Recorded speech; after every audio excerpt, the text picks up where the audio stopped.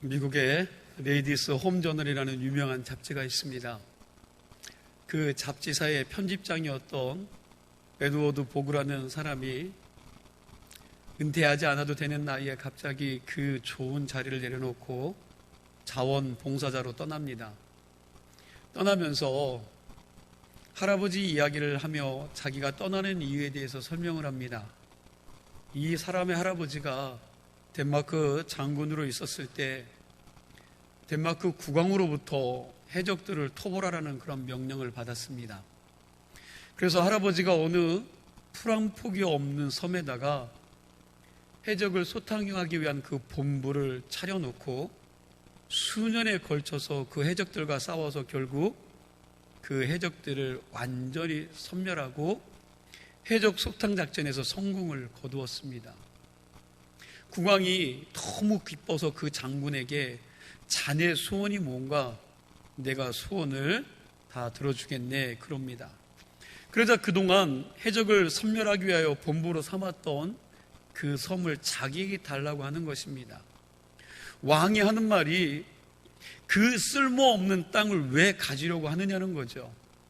그 땅보다 더 좋은 땅을 줄 테니 마음대로 고르라고 했으나 이 보구의 할아버지는 그 땅을 선물 받고 자기 아내와 둘이서 섬으로 들어가서 나무 한 그루 한 그루 또 꽃 한 그루 한 그루 심어가면서 수십 년 거쳐서 그 섬을 아름답게 가꾸었다고 합니다.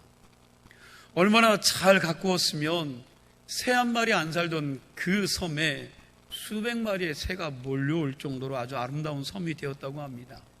요즘에도 그 섬에 수많은 관객들이 몰려온다고 합니다.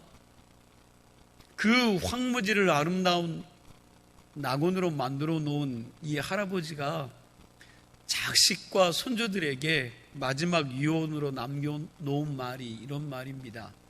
너희는 이 세상을 아름답고 환하게 만들어야 된다. 왜냐하면 바로 여기가 너희가 살아온 곳이고 그리고 너희 자식들이 살아갈 곳이기 때문이다. 이 할아버지의 유언은 돌아가신 후에 그 묘비에 쓰여지게 됩니다. 너희는 이 세상을 아름답고 환하게 만들어야 된다.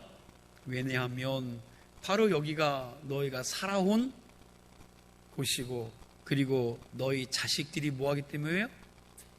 살아갈 곳이기 때문이다. 그 할아버지의 유언을 마음속에 새기고 자란 에드워드 보구가, 여러분 이 보구라는 사람이 나이 50이 넘자 이제 이만큼 직장 생활을 하면서 그리고 경제 활동을 했으니까 이제는 할아버지의 유언대로 세상을 아름답고 환하게 만들어야겠다라고 그 편집장 자리에 내려놓고 다시 자원봉사자로 나선 겁니다. 여러분 저는 지금 드리는 말씀은 전적으로 저의 관점입니다. 미국의 부시 대통령처럼 여러 명의 대통령을 배출한 가정보다 빌 게이츠처럼 세계 제1의 부를 쌓은 가정보다 그리고 3, 4대가 줄줄이 의사와 박사들을 배출한 가정보다 이처럼 대를 이어 세상을 아름답고 환하게 만들며 세상과 이웃을 유익하게 하기 위하여 헌신하는 가정, 더불어 살아갈 줄 아는 이 가정이 사실은 더 부럽고 행복해 보입니다. 우리는 대부분 자신의 끝없는 욕심과 야망을 채우기 위해서 온 시간과 에너지를 다 소비하고 난 후 이제 더 이상 아무것도 할 수 없을 때에야 비로소 주위를 둘러보게 되지 않습니까? 여러분들이 힘이 있고 능력이 있고 여러분들에게 야망과 야욕이 있을 때는 잘 주변을 돌아보지 않습니다. 그러나 그 모든 것들이 힘이 빠지고 난 다음에는 여러분 이제는 주위를 둘러본다라는 사실입니다. 그러나 이 보구의 가정처럼 내가 아직 힘이 남아있을 때 세상과 이웃을 위해 헌신하고자 하는 것은 무척 아름다운 것 같습니다. 힘이 없을 때가 아니라, 모든 힘이 빠졌을 때가 아니라, 여러분들이 힘이 있을 때, 할 수 있을 때, 능력이 있을 때, 그런 자리에 있을 때 이런 일들을 행해내는 것입니다. 지난주에 행복한 관계, 복된 만남, 그리고 교제, 코이노니아에 대해서 여러분과 제가 말씀을 나누었습니다. 오늘은 가정의 달 마지막 주일로 보내면서 섬기는 가정, 섬기는 삶에 대해서 말씀을 나누고 싶습니다. 섬김이 있는 가정, 섬김이 있는 삶이 행복한 삶입니다. 여러분, 하나님께서 에덴 동산에 아담과 하와를 부부로 짝지어 주셔서 그들을 한 가정으로 세우셨는데, 그 가정을 향한 하나님의 뜻이 무엇이라고 생각하십니까? 여러분, 그 가정을 세우신 목적, 그 가정을 향하신 하나님의 뜻이 무엇이라고 생각되어지세요? 이 세상에 오직 너희 둘만 있으니 아담과 하와 너희 둘이만 재미있게 깨가 그냥 쏟아지도록 잘 살아라 하셨을까요? 아니죠. 여러분, 성경 창세기 1장 28절 말씀을 우리 함께 보도록 하겠습니다. 창세기 1장 28절 말씀입니다. 함께 읽습니다. 하나님이 그들에게 복을 주시며 하나님이 그들에게 이르시되 생육하고 번성하여 땅에 충만하라. 땅을 정복하라. 바다의 물고기와 하늘의 새와 땅에 움직이는 모든 생물을 다스리라 하시니라. 아멘. 하나님이 아담과 하와에게 주신 소명은 하나님이 만들어 놓으신 에덴 동산을 복된 동산으로 만들어 가라는 것입니다. 오늘날 이 시대의 젊은 총각 처녀들이 결혼에 대해서 생각하기를 너하고 나하고 만나서 깨가 쏟아지게 살면 된다. 남이야 어떻게 되든 우리끼리만 아주 그냥 아름답고 행복하게 살면 된다라고 그들이 여러분 그렇게 생각한다고 생각해 보세요. 그러면 정말 여러분 그 남녀가 그 젊은 부부가 정말 행복한 가정이 되는 걸까요? 아니죠. 그렇지 않습니다.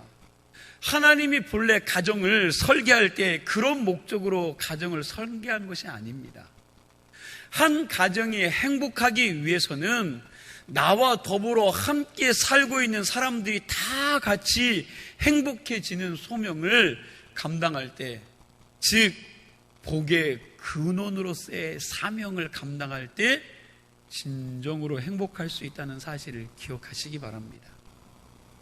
세상 모든 사람들이 배가 고파서 굶어 죽어가고 있는데 너하고 나하고 내 자식만 그냥 배 빵빵하게 부르고 잘 먹고 잘 살자. 여러분 그런다고 그 가정이 행복한 가정이 될까요? 세상 모든 사람들이 헐벗고 추위에 떨고 있는데 너하고 나하고 내 자식만큼만이라도 든든하게 먹고 든든하게 입고 따뜻한 옷 입고 살자. 여러분 그런다고 행복해질 것 같습니까? 지금 많은 가정들이 깨어지고 있습니다. 여러분 시대가 그렇게 돼버렸어요. 그런데 그 깨어진 가정 속에서 가장 피해자인 수많은 아이들과 불가항력적인 피치 못할 사정으로 부모를 잃어버린 그 아들, 가정 안에서 함께 살고는 있지만 마음이 불안하고 슬픈 아이들이 얼마나 많은지 알 수가 없습니다. 여러분 이러한 가정들이 얼마나 많은지 알 수 없어요. 그런데 내 자녀들이 부모하고만 살면 되겠습니까? 여러분 내 자녀들이 부모하고만 산다고 그가 행복한 가정이 될까요? 이들은 모두 친구요, 이웃이요, 선배요, 상사요, 스승이요. 여러분 나중에는 그들과 함께 가족을 이루게 될 것입니다. 함께 더불어 살아가는 세상에서 내 아이만 안전하고 행복하다고 과연 진짜 그것이 행복하냐는 것입니다. 내 가정만 행복하고 내 아이만 행복하면 정말 그게 행복하냐는 거예요. 벌써 아주 오래된 이야기입니다. 여러분 시랜드 사건을 여러분과 저는 기억하고 있죠. 세월호 사건도 있지만 여러분 가슴이 아파서 사실 예화를 들고 싶은 그런 것들은 아닙니다. 그러나 여러분 좀 오래된 이 시랜드 사건을 기억하실 텐데, 공무원들과 건축업자들이 야합해서 엉터리로 지은 그 건물에 유치원 다니는 아이들이 뭘 간 거예요? 수련회를 간 거예요. 여러분, 수련회를 갔다가 참사를 당했던 사건 기억하시죠? 그때 화재로 불에 타 죽은 아이들 시체 앞에서 그 부모들이 뭐라고 말합니까? 이런 세상에서 살 수 없다라는 거예요. 이런 나라에서 살 수 없다는 겁니다. 그래서 뭘 선택합니까? 이민을 선택하죠. 나는 이민 가서 살겠다고 그들이 오열하면서 젊은 부부들이 서로 끌어안고 펑펑 울면서, 여러분, 그들이 그렇게도 한탄했던 것들이 지금도 생생하게 기억이 납니다. 부모만 잘하면 되는 것이 아닙니다. 자식들만 잘하면 되는 게 아니라는 사실입니다. 정말 온 세상을 행복한 사회로 만들어 놓지 않으면 우리나 우리 자식들이나 그런 세상에서 행복하게 살 수가 없습니다. 그러니까 궁극적으로 세상을 행복하게 만들지 못한다면, 여러분, 그 세상 속에서 사는 가정들은 결코 행복할 수가 없다는 사실입니다. 어떤 분이 쓴 큐티 중에 이런 재밌는 글이 있습니다. 제목이 누가 사회를 죽였는가입니다. 여러분, 제목만 들으면 무슨 탐정 소설 같습니다. 사해는 사람이 이름이 아니라 뭐예요? 바다 이름이죠, 바다. 갈릴리 호수에서 쭉 내려가다 보면 맨 끝에 여러분 있는 곳이 사해입니다. 사해. 이렇게 이야기합니다. 그분이 사해를 누가 죽였는가? 사해는 인색해서 죽었습니다. 여러 해 동안 사해는 받기만 하고 주는 일이 없었습니다. 입구는 있었으나 출구는 없었습니다. 그래서 죽었습니다. 마찬가지로 받기만 하고 주는 것이 없는 사람은 생명력을 잃어버릴 것입니다. 여러분, 큐티하면서 적은 내용이에요. 어느 교수에게 여학생이 찾아왔습니다. 찾아와서 하는 말이, 교수님, 내가 공부를 참 많이 했는데 이 공부에 대한 진전이 없다는 거예요. 그래서 좀 더 훌륭한 교수를 만나서, 더 훌륭한 선생님을 만나서 자기가 좀 그분을 통해서 공부를 해야겠다라고 자기 교수에게 이야기를 했습니다. 그러자 그 현명한 교수가 이렇게 말을 합니다. 개인 교수를 구하겠다고? 자네에게 필요한 것은 개인 교수가 아니라 가르칠 학생이네 라고 말입니다. 무슨 말입니까? 이제 그만 배우고 오히려 뭐 하라고요? 가르치라는 거예요. 그러면 배움이 더 깊어지고 견고해질 것이며 그 배움이 더 확장되어질 것이라는 말입니다. 히브리서 기자도 마찬가지로 편지를 받아볼 교인들에게 이렇게 이야기합니다. 선생이 되어야 될 사람들이 여전히 영적인 젖을 먹는 어린아이와 같다라고 꾸짖고 있다는 사실이에요. 이제 영적인 지혜와 지식도 흘려보내야 될 만큼 성숙해져야 되는데 계속해서 뭐예요? 계속해서 다오 달라는 겁니다. 계속 달라는 거예요. 이제는 선생이 돼서 가르쳐야 됩니다. 이제는 아비가 돼서 나와 같은 사람들을 재생산해야 내야 되는데, 여러분, 더 이상 그렇게 성숙하지 못했기 때문에 계속 달라는 거예요. 달라고만 하고 있는 것입니다. 한 번은 어떤 분이 저에게 찾아와서 이렇게 말씀했습니다. 저는 교회 학교에서 교사로 가르치기 시작하면서 성경에서 많은 것을 얻게 되었다라는 거예요. 가르치기 전에는 끊임없이 들으면서도 의문이 생기고 끊임없이 들으면서도 그것이 무슨 말씀인지 잘 깨닫지 못했는데, 자기가 가르치기 시작하면서부터 하나님의 말씀이 눈에 들어오다라는 겁니다. 그 이후로 저는 말씀을 그저 받아들이기만 하지 않고 그 받은 말씀을 가지고 다른 사람들에게 생생하게 그 말씀을 전하고 또 그 받은 은혜를 자기가 가르치는 그 교회 아이들에게 하나님의 말씀을 전하기 시작하다 보니까 그러다 보니까 오히려 더 하나님의 말씀이 내게 더 은혜가 되고 그 말씀이 내게 더 교훈이 되고 그 말씀이 내 삶의 현장에서 생생하게 그 말씀을 체험하고 그 말씀을 지키며 살게 되었다라고 저에게 말씀을 했습니다. 무슨 말씀입니까? 남을 가르치는 것보다 더 좋은 학습 방법은 없다는 거예요. 여러분은 말씀을 받아들인 후에 얼마나 다른 사람들에게 그 말씀을 나누고 계십니까? 여러분, 이 말씀을 들으시고 말씀을 큐티하시고 말씀을 받았을 때 받은 그 은혜를 가지고 얼마나 나누고 있느냐는 거예요. 자신의 행복과 유익만을 위해서가 아니라 다른 사람과 나누기 위하여 하나님의 말씀을 얼마나 묵상하시고 그 말씀을 듣기를 갈망하시고 여러분 그 말씀 가운데 여러분들이 공부하며 그 말씀을 가지고 있느냐는 것입니다. 10년, 30년, 60년 계속해서 쌓고만 계시지 않느냐는 거예요. 여러분, 왜 사회가 죽었습니까? 계속 받아들이기만 하고 내보내지 않았기 때문에 그래요. 여러분, 물이 그냥 고여 있으면 썩게 되어 있는 거죠. 이걸 어떻게 해야 돼요? 흘려보내야 살아가는 겁니다. 물은 여러분 고여 있으면 썩습니다. 흘려보내야 살아가는 거죠. 계속 받기만 하고 내보내지 않았기 때문에 썩은 거죠. 여러분이 말씀을 듣고 깨닫고 받은 은혜가 있다면 오늘 그 말씀을 다른 사람들에게 알려주시고 그 복을 다른 사람들에게 나누어 줄 수 있는 복된 신앙인들이 되시기를 간절히 소망합니다. 받은 은혜가 있다면 흘려보내시라는 얘기예요. 나만 가지고 있다 그것을 그냥 뭉개버리는 것이 아니라 그 받은 은혜를 나눌 때 배가 되고요, 그 은혜를 함께 공유할 때 더 큰 은혜가 임한다는 사실입니다. 한번 좀 따라하세요. 남에게 도움을 주면 그것이 복이 되어 돌아온다. 그렇게 믿으시면 아멘 하시기 바랍니다. 이게 하나님의 원리이고 하나님의 방법입니다.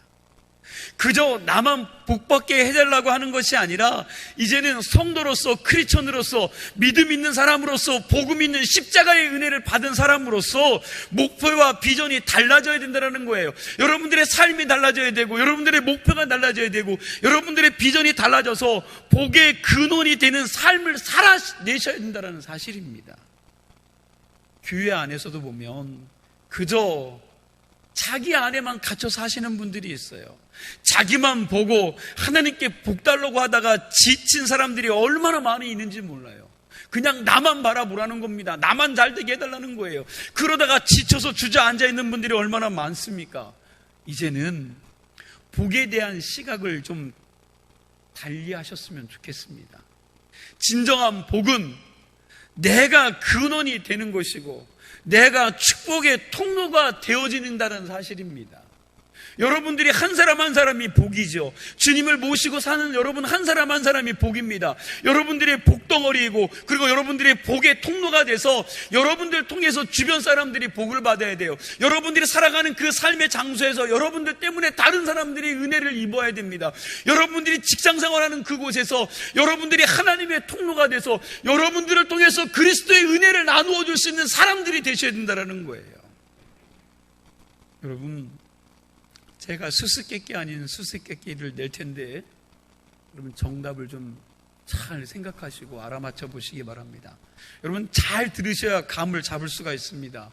일부에서 이렇게 물어봤는데 잘 대답이 나오지 않더라고요. 제가 어렵게 설명했는지는 모르겠지만 여러분 네 종류의 사람이 있습니다. 네 종류. 첫째 사람은 교회를 안 다니는데 너무너무 착한 거예요. 이 사람은 이웃과 주변 사람들에게 사랑을 나누어 줄 뿐만 아니라 언제든지 무엇이든지 함께 나누고 정직하게 살아가는 사람들입니다. 그래서 모든 사람들이 예수는 믿지 않지만 그 삶을 칭찬하는 거예요. 아, 저 사람처럼 살아야지. 여러분 그 정도 될 정도로 아주 그냥 잘 사는 사람입니다. 두 번째 사람은 교회도 다니지 않지만 아버지 형편이 없는 사람이에요. 거짓말 잘하고 사기 잘 치고 주변의 친구들과 잘 싸우고 하는 것마다 자기밖에 모르는 겁니다. 세 번째 사람은 교회는 잘 다니는데 행실이 별로 안 좋아요. 자, 몇 번째 사람이요? 네, 세 번째 사람은 교회는 열심히 다니는데 행실이 하나도 좋지 않은 거예요.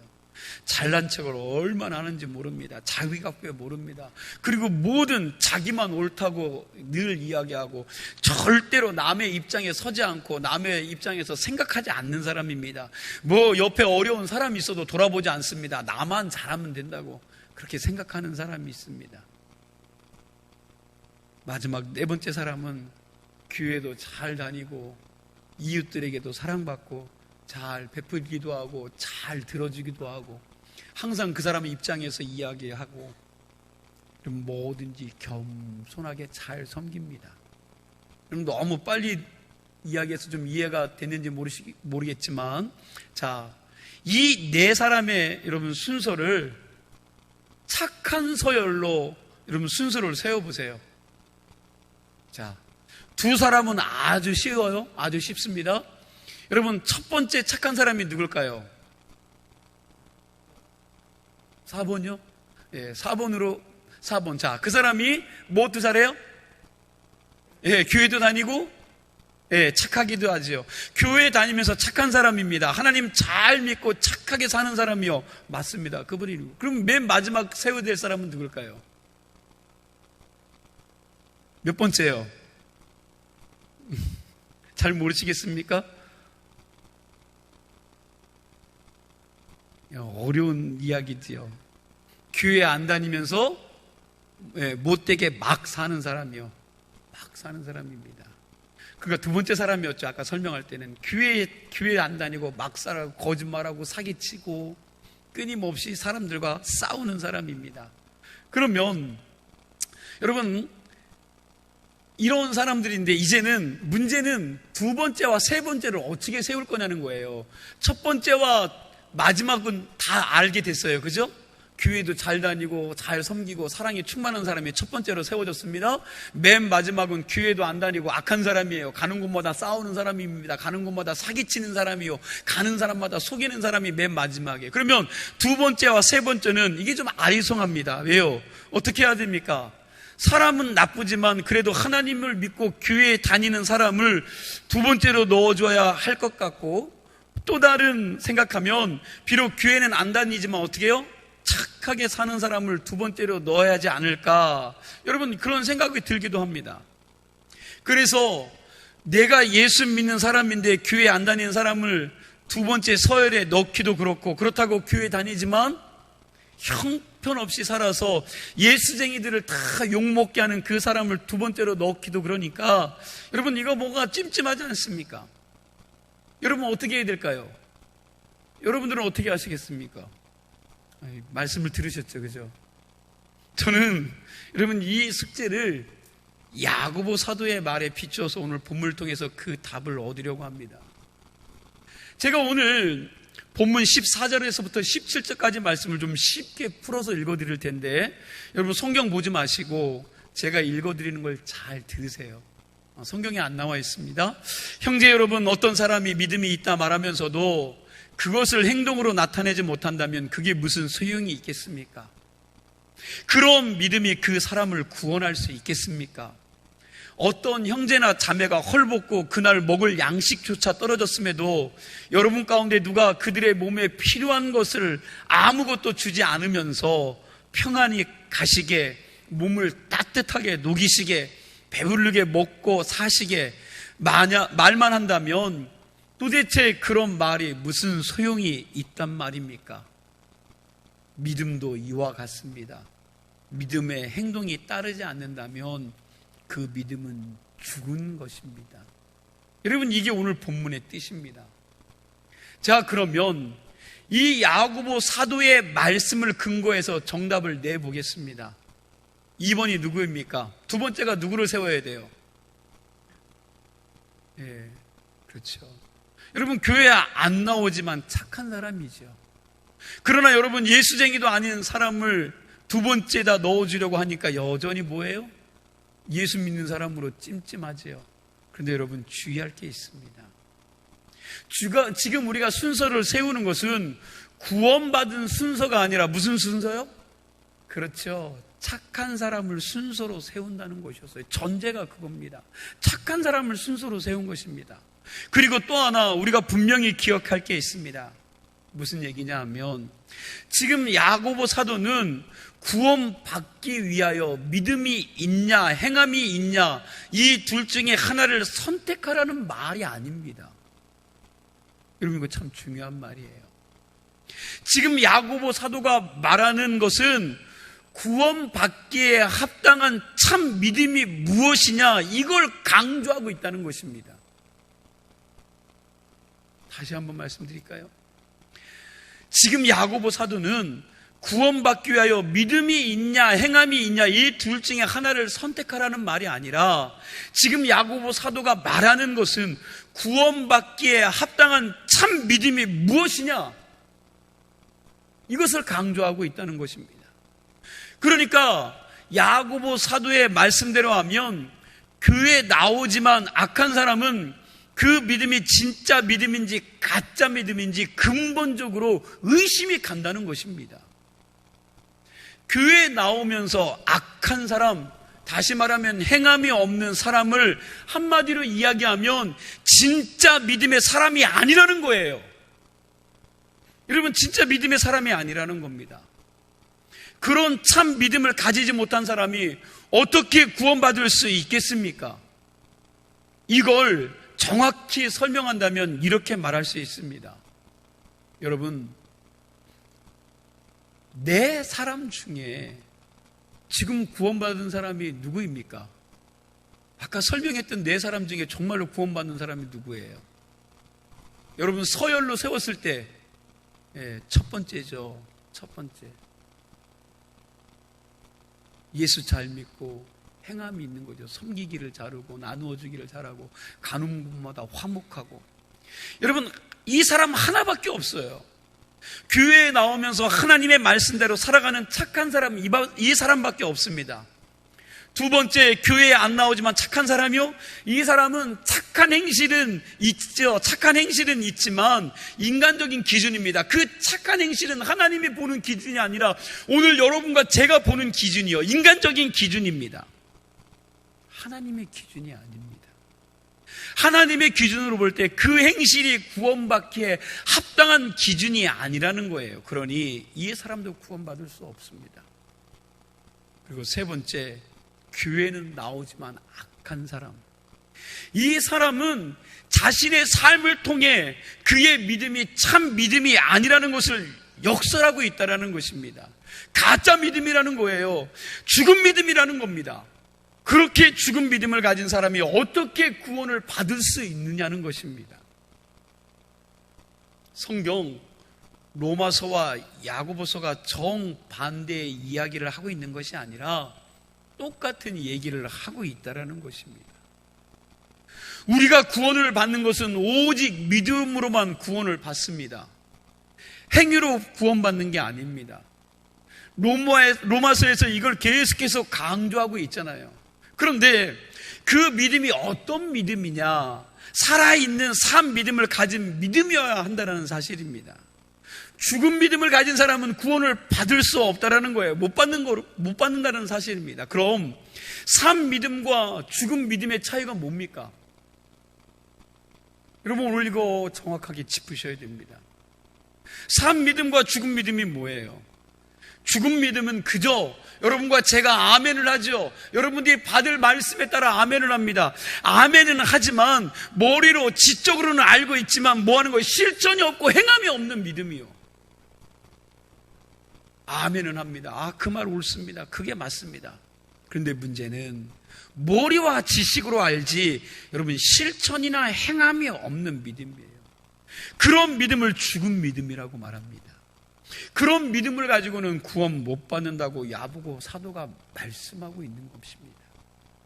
그러나 산 믿음이란 아멘으로 받을 뿐만 아니라 십자가에서 죽으신 예수 그리스도의 그 사랑과 그 은혜에 감격하여 나도 그 사랑의 빛을 세상에 어떻게 해요? 세상에 나누고 세상에 전하고 그 세상의 빛을 갚으며 살아가는 자들이, 이게 참 믿음이고 이게 진짜 믿음입니다.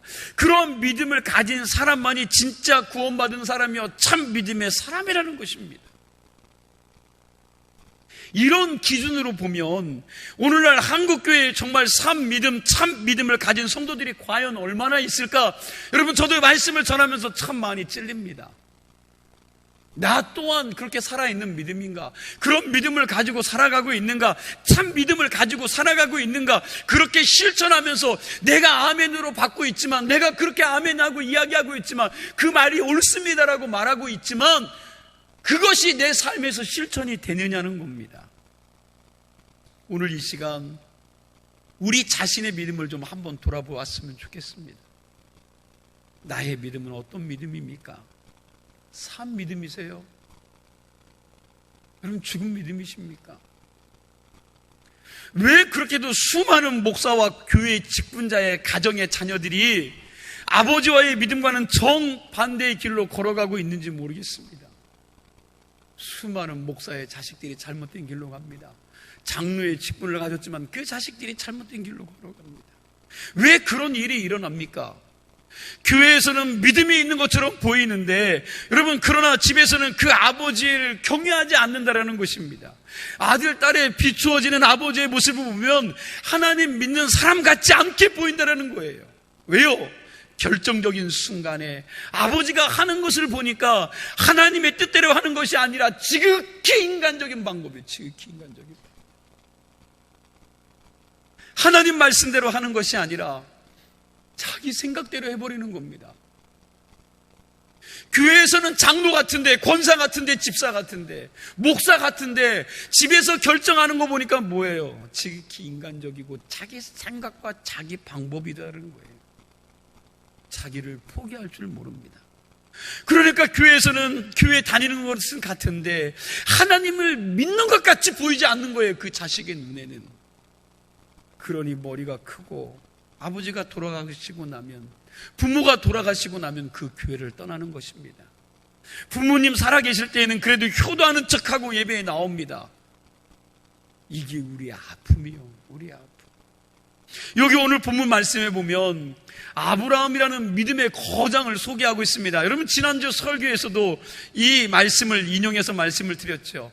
만일 아들 이삭이 마음속에 아버지에 대한 신뢰감과 아버지를 믿는 마음이 없었다면 아마 그 아버지를 밀치고 도망갔을 것입니다. 그 아버지에게 반응하고 도망갔을 거예요. 또한 이삭은 구사일상으로 살아난 이후에도 아버지가 믿는 여호와 하나님에 대한 믿음이 사라졌을 것입니다. 하나님은 사랑이시라면서 왜 아버지를 통해서 자식을 죽이려고 해? 하나님이 무슨 사랑의 하나님이야? 여러분, 그런 반감이 드는 거죠. 아니면 아버지에게 효도를 잘하는 자식이니까 아버지 아브라함이 살아있을 동안에는 하나님을 잘 믿는 척하고 예배를 잘 드린 척 했을지도 모릅니다. 그리고 아버지가 죽는 그 순간 그는 하나님에 대한 신앙을 버렸을지도 모릅니다. 그러나 창세기를 주의 깊게 읽어가다 보면 이삭은 그렇게 하지 않았습니다. 아버지가 칼을 들고 자기를 죽이려고 하는 그 순간까지도 그냥 어떻게 해요? 누워 있습니다. 아버지 당신 목숨보다도 자기를 더 사랑하는 그 아들, 그리고 자기를 더 사랑한다는 그 사실을 누구보다도 잘 알고 있었던 이 이삭이 생각하기를, 그렇게 자기 목숨보다도 귀하게 여기고 사랑하는 아들에게 아버지가 칼을 대고자 할 때는 분명히 무슨 뜻이 있겠지. 그 뜻이 있겠지 하고 아버지의 인격을 믿었습니다. 눈에 보이는 것은 아버지 한 분밖에 없지만 그 아버지에게서 떨리는 마음으로 눈물을 흘리면서 가장 소중한 아들을 하나님 앞에 순종하여 바치는 그 아버지의 행위를 통하여 이삭은 보이지 않는 하나님의 엄유하심을 체험한 것입니다. 이것이 이삭으로 하여금 아버지가 돌아가신 후에도 그 아버지가 경외했던 그 하나님을 경외하며 살아갈 수 있는 신앙을 가지게 한 것입니다. 이 말씀을 통하여 우리가 지금 자식들에게 어떤 믿음을 보이면서 살아가고 있는지 한번 돌아보았으면 좋겠습니다. 내 생일잔치, 내 칠순잔치, 여가활동, 여행을 위해서는 수많은 돈을 쓰지만 하나님의 일을 위해서는 얼마나 인색한지 모릅니다. 자식들이 그 모습을 보고 무엇을 배우겠습니까? 우리 아버지, 우리 어머니가 하나님을 경외하는 사람이라는 것을 여러분 무엇으로 느끼겠습니까? 자기를 위해서 그리고 가정을 위해서는 아끼지 않으나 하나님의 나라를 위해서 그리고 그 고통당하는 이웃을 위하여 구제하고 선교하는 데 있어서는 인색한 아버지와 어머님의 모습을 보면서 과연 그 속에서 그 자식들이 무엇을 느끼겠습니까? 한번 여러분 돌아보시라는 이야기입니다. 좀 오래된 이야기입니다. 그러나 제 마음에 많이 각인이 되어서 여러분 예화를 좀 들려고 합니다. 2010년 1월달 시사저널지에 실린 내용이에요.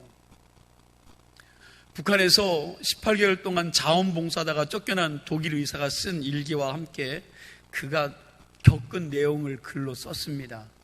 제가 그 글을 보고도 도저히 믿겨지지가 않았어요. 정말 그럴까? 정말 그럴 수가 있나? 이럴 수가 있나? 할 정도로 너무나도 비참한 북한 동포들의 아픔을 그가 소개하고 있어요. 그래서 제 마음에 좀 각인이 됐습니다. 이런 내용이에요. 이 사람이 2008년 7월 어느 날 해저 남동쪽에 있는 시몬이라는 조그마한 마을, 그럼 처음으로 들어가서 자원봉사를 시작했습니다. 그 마을에 있는 병원에 들어갔는데 치료약은커녕 간염을 방지하는 소독약 한 병 없었고 수술하는 장갑도 하나 없었습니다. 심지어는 손을 깨끗이 씻어야 될 비누 하나가 없는 거예요. 전기 시설도 제대로 되어 있지 않았습니다. 창문으로 들어오는 빛을 통해서 환자를 볼 수밖에 없었던 환경이었습니다. 한 소녀가 수술대에 누워있는데 그러면 아무것도 없죠. 마취약이 없는데 그냥 배를 갈라야 합니다. 그럼 그 소녀가 이를 꽉 물고 눈에서 눈물이 비오듯이 쏟아지는데도 비명 한번 안 지르더라고요. 여러분 이게 상상이 되죠? 저는 사실 이거 별로 믿어지지가 않아요. 그런데 그가 그렇게 쓴 거예요. 마취하지 않고 그 소녀의 배를 가른 겁니다. 그런데 그 소녀가 비명 한번 지르지 않았다는 겁니다. 그 의사 선생이 이렇게 글을 적었습니다. 나는 내 눈을 믿을 수가 없었습니다. 그 소녀는 너무나도 용감했고 나는 수술하면서 크게 울부짖을 수밖에 없었습니다. 여러분 독일 의사가 울은 거예요. 엉엉 울면서 수술을 한 겁니다. 오히려 수술 받는 아이가 소리 지른 것이 아니라 비명을 지른 것이 아니라 여러분 그 수술을 집도하는 그 의사가 엉엉 소리내며 울면서 그 수술을 했다라는 사실이에요. 믿어지지 않는 사건입니다. 2008년 12월 5일 평양의 아동병원에서 있었던 일입니다. 8살짜리 아이가 대퇴부 골절상을 입어 그것을 봉합하는 수술을 하는데 평양 시내 아동병원에서도 적절한 시설이 안 되어 있고 약도 없었습니다. 거기다가 겨울이라 너무나도 추웠습니다. 겨우 있는 것이 마취할 수 있는 척추 마취제 45분짜리였다고 합니다. 마취는 45분밖에 안 되는데 수술하는 시간은 1시간 반이나 걸린다고 합니다. 여러분 한번 상상해 보세요. 넓적다리를 잘라서 뼈가 으스러진 곳을 여러분 붙이는데 그걸 그냥 생으로 잘라서 꿰매는 거예요. 붙여 꼬매는 겁니다. 45분 뒤에는 그 마취가 효력이 떨어지고 그 후에는 여러분 생으로 그 수술을 견뎌야만 했습니다. 처음에는 아파서 훌쩍거리던 그 아이가 마취가 처음 풀리니까 훌쩍댔겠죠. 그런데 이 마취가 풀리고 나중에 보니까 비명을 지르고 그 아이가 기절하였다라는 거예요. 그 모습을 옆에서 어머니가 지켜봐야만 했다라는 것입니다. 2009년 11월 12일 일기장에 나오는 내용입니다. 다시 살을 애위는 추위가 몰려왔다. 북청 가는 길에 볏짚을 덮고 누워있는 청년이 보였다. 여름에도 술 취해 누워있는 사람들을 보았지만 아마 이 사람은 죽은 것이 틀림이 없다. 군용차들이 그 옆을 지나가지만 아무도 관심을 두지 않았다. 2시간 뒤에 산업도시인 북청에 도착했다. 여기에도 길거리에 또 다른 청년들이 누워 있었다. 역시 아무도 돌아보지 않았다. 돌아보니 술에 취해 있었다. 아직까지는 살아 있었다. 그러나 몇 시간 후에는 얼어 죽을지도 모른다. 이게 시사저널에 실렸던 내용입니다. 그런데 그때뿐 아니라 오늘날 여전히 북한에는 또 어떤 고통스러운 일들이 벌어지는지 알 수가 없습니다. 북한뿐만이 아니라 내전과 전쟁과 기근과 경제 파탄에 시달리는 여러분 그 삶이 무너진 세계 곳곳의 나라와 민족들에게 지금 어떠한 고통스러운 일들이 벌어지고 있을지 우리는 잘 알 수가 없습니다. 여러분 이 소식을 전해 들으면서 나도 모르게 부족함이 없이 누리며 살고 있는 내 삶이 부끄러워지고 끊임없이 헛된 욕망과 욕심으로 채워지지 않아서 좌절하고 낙담했던 마음들이 죄송스럽지 않습니까? 또한 뭔가 속에서 끓어오르는 어떠한 여러분 헌신과 봉사와 섬김에 대한 거룩한 부담감이 생겨나지 않으십니까? 1985년 이 땅에 와서 이 대한민국 땅에 와서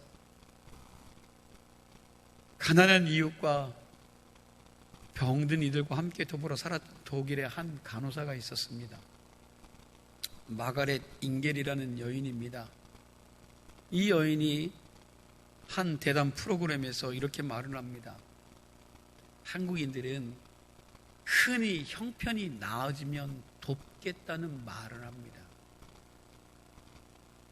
여러분 한국인들 여러분과 제가 그렇게 얘기한다는 거예요. 형편이 좋아지면 하겠습니다. 형편이 좀 나아지면 섬기겠습니다라고 말을 합니다. 하지만 어려운 이웃이 도움의 손길을 기다리고 있는 것은 바로 지금입니다. 멀리 스위스에서 제가 돌보는 아이들에게 필요한 옷이라도 사주라는 편지와 함께 제게 매달 작은 돈을 보내주는 부인이 있습니다. 이런 작은 정성이 소중합니다. 적은 돈 같지만 이웃을 돌아보는데 충분한 돈이 될 수 있습니다. 여러분 이 마가렛 잉겔이라는 여인이 한 프로그램에 나와서 한 이야기입니다. 우리는 수많은 사람들이 고통당하고 있다는 사실을 잘 생각하지 않으려고 합니다. 그러면서도 우리의 가정은 언제까지나 행복하고 안전하게 해달라고 날마다 여러분과 제가 기도하지 않습니까? 다시 말씀을 드립니다. 온 세상에 불행한 사람들이 있는 한, 그리고 세상에 무관심으로 점점 더 세상에 불행한 사람들이 많아지는 한, 궁극적으로 내 가정 또한 행복한 가정이 될 수 없다는 것을 기억하시기 바랍니다.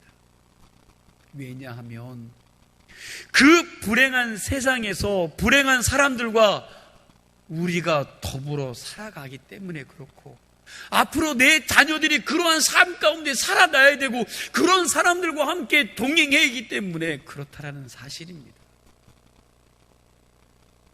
우리의 주어진 삶 속에서 나도 그렇고 내 자식들도 힘이 닿는 대로 내 이웃과 이 사회에 뭔가 보탬이 되고 섬길 수 있는 봉사의 삶을 살 수 있기를 바랍니다.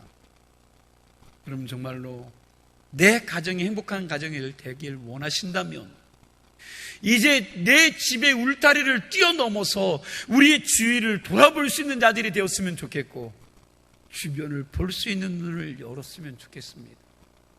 그들에게 내게 있는 작은 것 하나라도 함께 나누어 주면서 아름다운 섬김의 삶을 살아갈 때 하나님께서 그것을 기뻐하시고 그게 복이 되어 우리 가정으로 돌아오고 우리 자녀들에게도 돌아오고, 그리고 우리 가정을 행복한 가정으로 만들어 주리라 믿습니다. 이 일을 위해서 주문진 감리교회를 세우셨고, 이 일을 위해서 오늘 여러분과 저를 거룩한 성도로 세우셨음을 믿으시고, 한 주간도 거룩하게 깊이 묵상하면서 이 섬김의 삶을 살아가실 수 있는 복된 성도들이 다 될 수 있기를 간절히 축원합니다. 기도하시겠습니다.